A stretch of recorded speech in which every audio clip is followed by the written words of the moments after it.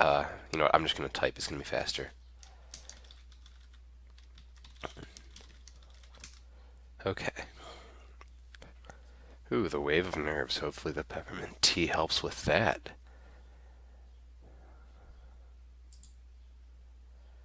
Good day. Hey, how's it going? It's going great. Yourself?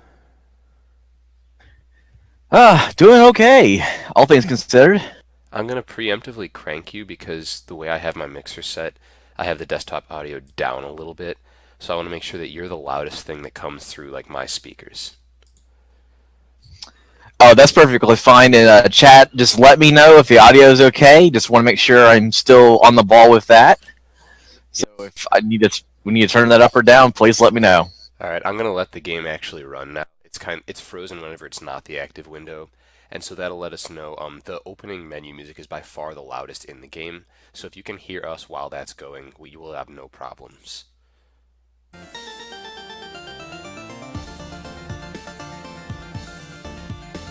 Just got to do a few more setup things. Not a problem. Feel free to take your time. Okay, Toko is insanely loud. Let's fix that. I just offended people. All right, back to 100% for Toko. Uh, Now, before I forget, we do have a donation for you to play a song on the viola. So I'm yes, not sure when you want to I've do got that. my viola handy right behind me. I'm gonna have to unpack it, but I'll actually have time to do that and play a few notes while the glitch is getting set up. And I hope not to Awesome. disappoint whoever donated for it, because the glitch itself is kind of an anticlimax. It looks silly for like 15 seconds, but mostly it was about the dead time and me finding some way to meme on stream. So if that's all they wanted, then I will, uh, I will satisfy you. Oh, Abis said, "May the baguette be with me." He's French, and I think that's a French stereotype. So, merci beaucoup. I appreciate it greatly. All right. So this is the game running. This should be the last setup thing, if you can still hear me. And Taco, if you don't mind sounding off one more time. Excuse me, Toko. Oh, no problem. And I do have I have both my headsets on, so it's actually kind of funny. I may take a picture of myself so you guys can see just the craziness that's going on, but it works. Please do. And maybe we can replace my face cam with the picture of you with two headsets on. Okay. And also, while I'm at it, I should thank the members of the OTS community that have shown up right now, and then Lilat and Lancefire, who are also buds of mine online. Alright, good. I'm getting positive-ish feedback. The AFK percent run, obviously that's in, I guess, about 10 minutes if this goes well. Alright. I've got the file select, and in fact, I made this middle file here as a pre-setup, so I don't actually have to run the beginning of the game to start activating the glitch.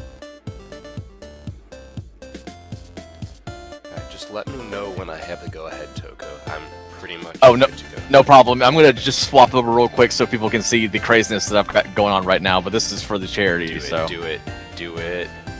Also, Cray has challenged me to get a sub 6 now. That's a hilarious oh no, and now Lilat's gonna riot.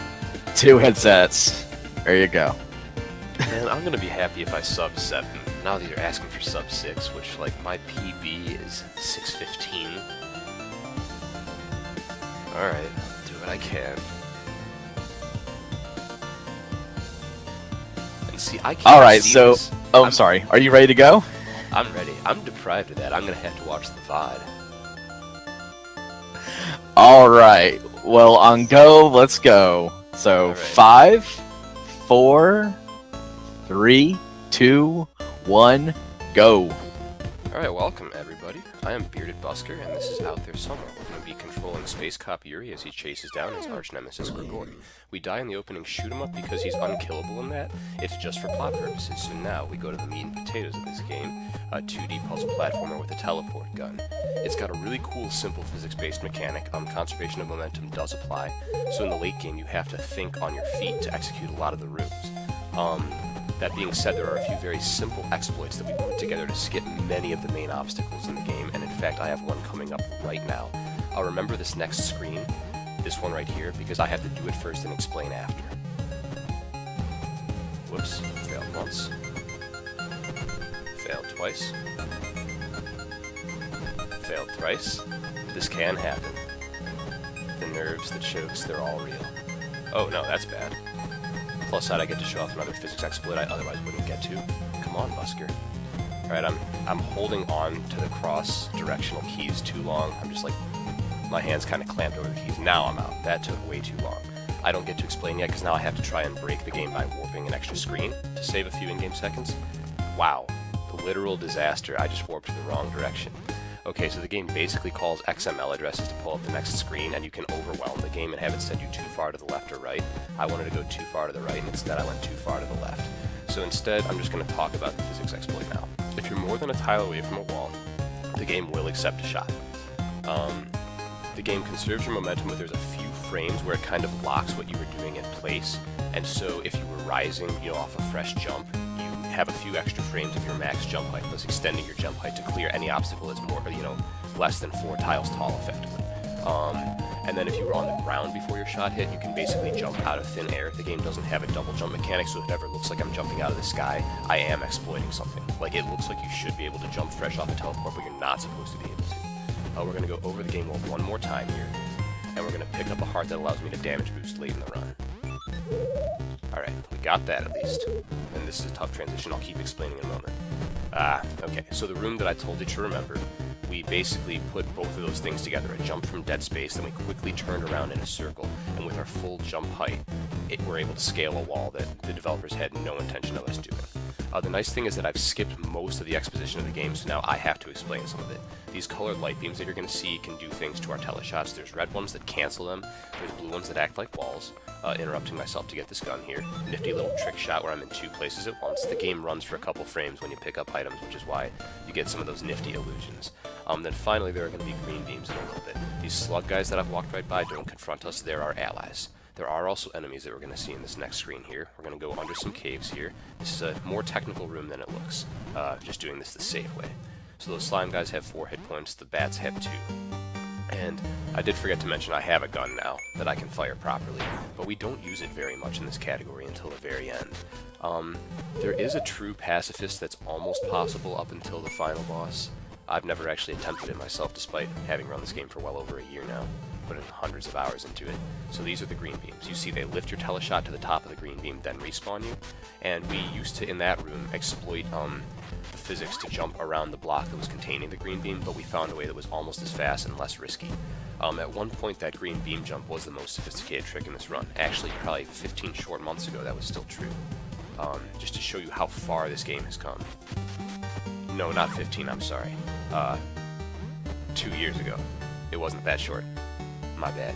Alright, this climb up the tower in a marathon setting is the riskiest part. Nothing is that difficult, but this is the last checkpoint we're going to see for almost 40 seconds. So if I screw anything up, I get sent back down to the bottom of this tower. And you can see some of these exploits in action, so I'm trying to get as close to a tile away as possible and keep my max jump height to keep lifting me. And anytime you see me circle around like this, it's to get just over a tile away. It looks like I'm wasting time, running around like a dog chasing its tail, but it's actually vital to the movement mechanic. Alright, so now we jump off the tower. We're going to have a conveniently placed landing point on this elevator. This middle phase of the game is really nice because we're indoors, and the background tiles are all exactly a tile big. So any of these shots, if they look technical, I'm just getting to the right height. Gravity doesn't apply to the telebeams, so it makes it much easier than it looks. So hopefully I don't touch this checkpoint here so that I can death warp out of this room. So we're in sort of... Oh, that didn't need to happen. Yikes. This is not so good. We're in sort of Grigori's defense base that he's set up since landing on this planet, and a few of these enslaved slug guys are still employed as guards to each subsequent security sector. There's 3 of them, and we only talk to 2 in the run because of skips that are available. Here we go. Sorry, guys. Okay, so he looks like Samus Aran. I think that's kind of cool. We talk to him, we instantly die, and this gate on the right of this screen is now open. Oh my gosh, the chokes. Okay. I'm having a little trouble. I'm wondering if, this might be a PC performance thing. I'm hitting jump right as I respawn, and it's not taking, and I'm not sure what's going on. A few of those times that I've just dropped, I was not expecting to. Anyway, moving on, we go down to the basement, which I think is just as hard casually as it is in a speed run. Sorry, chat, I'll try and catch up with you in a little bit. I want to catch up a little and suck less on this run, so... Fun anecdote about this room, I used to stream from a laptop that couldn't load this room correctly. It would spawn the chomper a tile too far to the right, and he'd get munched by those elevator blocks, and also I couldn't do the speed tech. Gotta beat a very narrow cycle here. One thing I should mention, there is no global cycle for this game. Every screen starts its cycle when you enter it, meaning that there is literally no variance to this run in theory. PC performance and other slight things can cause issues, but in theory, this should be the most Tazable game ever. Alright, so we just took out one of these big energy brutes. They have the same hit points as the little slime guys, which I've always found funny. And we're getting towards the final sort of quarter of the game, the final push.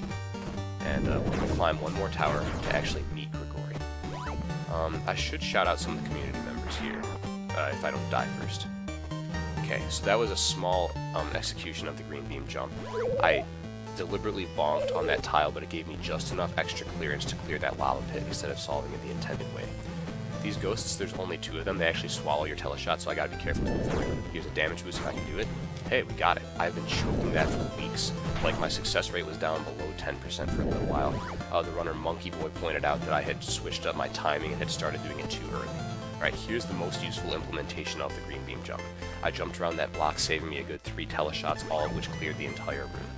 We're in a room called Amazing Horseshoe, which has kind of an annoying brute guy. To play it safe, I'm just going to wait for the second shot, then take him down. There's one more alien guard that looks like Samus that we should talk to, but by thinking 4th dimensionally, put a shot here and a shot here, we skip him. What that did was put me on a ground state for like 3 frames so that I could get off that second jump. Ordinarily, I'd still be falling, which would preclude me being able to jump. Alright, we have this nice big climb that's kind of the climactic screen of the game, having you put together both timing and puzzling. Check out Grigori, he's got a hole in his stomach, coolest character design trait ever. We have 2 fights with him, one on foot, and one in the skies. He looks like a pushover in a speedrun, but he's really not. He's got 19 hit points, and what happens is we just interrupt his attack pattern, so he just never gets to enter it. Every 3 shots he switches walls, and so then we just do that 6 times and then one final blow. But if you actually let him enter his attack pattern, he climbs the room and gets pretty scary. You have to like shoot telegun shots underneath his attacks. You have to actually go through them. Alright, I'm going to switch to a controller now because I mash faster on that. We just got the light orb, which repairs our spaceship. We're going to make a climb back to the opening screen of the game, which is important for the glitch that I'm about to showcase. And so, this was not great time-wise, but I had a pretty disastrous early run. By the way, get ready on time in like 2 seconds here, if I don't die. And yeah, in space he is a pushover, so this is the final fight of the game. Time. Real time, that wasn't so bad. In-game time, yikes. Anyway, we are, done. And so yeah, Grigori was defeated. Pieces returned to planet unknown. Mother Planet is also grateful, for it will be a long time until Grigori attacks again. Everyone is waiting to greet Yuri as their hero once more. But Yuri can't go home. Not yet. Guys, he's gonna say the name of the game. For Grigori is still 3, 2, 1. Oh my god, out there somewhere! So yeah, I'm a motor mouth. I hope you didn't have any donations during that time, Taco. I mean, I hope you did, but I hope I wasn't, like, getting in the way of reading a really relevant one. Oh no, you're good, but that was awesome. GG, man. Thanks.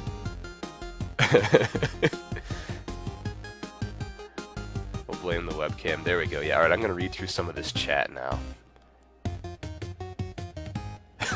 While at making fun of your countdown. Everyone's a okay. Yeah, I choked hard. It's true. Sorry, Cray, no 3 hearts. Alright, I'm just scrolling on the river. Okay, so yeah, we don't need all the credits. So I understand that we met both the smoke overflow glitch demo and play viola on stream. Yes, we did. Sweet. Alright, let me get my fiddle out first, at least unpacked, and I gotta put a practice mute on because I had the cops called on me for practicing the other day, and I just don't want to take any chances. Alright. Whoops, kinda doxing myself here if you can read the inside of my case. Alright. By the way, if only one song has been requested, it is a meme. It is literally 2 notes. So, there's that. Okay, fiddle at the ready. And we don't need a timer for this one because I'm not even doing it in the context of an official run. Okay. I'm going to open up this file that I made specifically for this purpose. I got as far as getting the Gauss gun and then save warped back to the opening screen. That meant that I had to not touch a single checkpoint to make this backtracking possible. And so we're in this opening screen. These smoke particles are the culprit. They increase a variable counter by 1 every time they're rendered, and at one point they will overflow. For whatever reason, this breaks the game down entirely. The frame rate lags, and certain things like you can't pause anymore. And the frame rate, like, it really just torpedoes. And so what happens is screen transitions stop loading. So if I was to walk off the screen to the right, the game would know that I'm in the next screen and it has a rough skeleton of where all the walls are. But the screen doesn't move, so it's just like Yuri is off screen somewhere. Using that, we're actually able to clear this screen to the left and just sort of hop and jump in invisible space, and then all of a sudden we're on top of this ledge. That's important because that vine tile there, that's the boss trigger. Like, the game comes full circle, and you might have noticed for a second before the boss appeared that I was on this screen, and like that trigger's there the entire time. If you watch This Is How My Mind Works' world record run of any percent now, he's found a completely borked alternate path to get back here without activating this glitch, and so now world record is just over a minute long. It is absurd, and I wish that I had the know-how and the chops to show that off on screen. I've only gotten one of the ROM warps necessary one time, and it takes like 5 consecutive ones. It's, anyway, I'm gonna run out of time soon if I don't start playing, so Lilat R requested that I play an original composition of his called Stone Cold Hard 12, who is a Star Fox 64 runner, and one time after some runs in some Mario Party, Lilat got out his guitar, and on one chord, G major, with 2 notes, D and B, he sang an ode to Stone Cold Hard 12. I only know the first line, which goes, Stone Cold Hard 12, he's such a nice guy. So I'm just gonna do that for like 40 seconds. Putting this master's degree to use, man.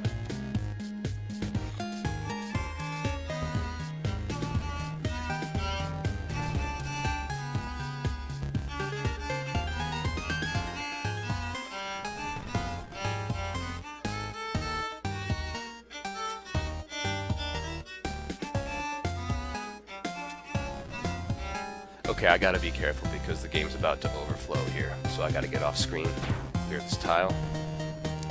And yeah, shoutouts to the whole OTS community, pretzelorspeedrun.com founder, Obvious, who is a long-time world record holder. This Is How My Mind Works, who is our current encyclopedia, Cray MD, who has just gotten back into running and taken my 3rd place in all collectibles. I'm gonna have to get back on that. I'm watching you, mister. Okay, double time rockout. We're about to see the smoke stop rendering. And yeah, now the game's chugging to a halt, so I go off screen. Now I jump back to the right. And boss trigger. If I die to the boss here, the game will actually hard lock, so let's not do that.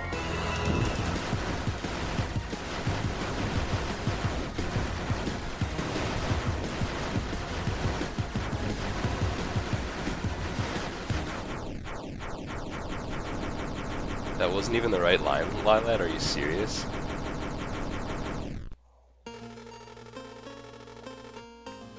So yeah, Grigori was defeated and pieces returned to planet unknown. If you guys don't mind, I'm going to extend this incentive by 1 bit, because now watch what happens when I reload the game.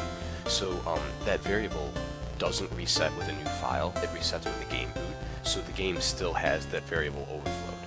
So if I reload the game, where'd Yuri go? Why is the frame rate still borked? Oh, I can still pause, I wasn't expecting to be able to pause. So yeah. Fun little thing. I do want to shout out, before I close out there somewhere, the developer Santo, Pedro Medeiros. Actually, we had some sort of issue where one of the co-distributors did some shady things on Steam and got temporarily taken down from Steam. This game was one of the casualties. So he went and he did like a deluxe edition of Out There Somewhere. We have 4 new screens, and he's prepping it for an itch.io release. We just found out that Out There Somewhere's back on Steam, so go buy it. I think it retails for $2, and it's often on sale. Granted, that might be less frequent because of the whole shadiness that has nothing to do with the devs. But it's a fun little romp, and again, the developers stay actively involved with the speedrun community. So really, I can't recommend this enough. That is an awesome class act by the devs. That's awesome. So hearts out to them.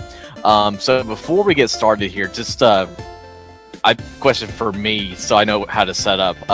What is the format for Sim Park? Is it going to be 4:3 or is it going to be widescreen? It's going to be widescreen if that's cool. Okay, awesome. I can just go ahead and just swap a few things out. Now, guys, just to let you know, we do have a donations incentive still for Sim Park that's going to be going during the run. And that's to induce some disaster. So we've got fire, we have kudzu invasion, we have alien invasion, and garbage dump. So definitely go ahead and put in donations for that. So $1 or more. And to So be do clear, that. To be clear, these are Boolean. These are not one or the other. If you donate for all four, I will trigger all four. Also, they can happen on their own, which I guess kind of defeats the purpose of the incentive. Toko, do you mind if I set up my transition? OBS interacts weirdly with the game, and if I have the folder it's contained in open, it'll show that folder instead. I don't want to dox myself, so I'm going to switch to a blank screen for a moment, okay?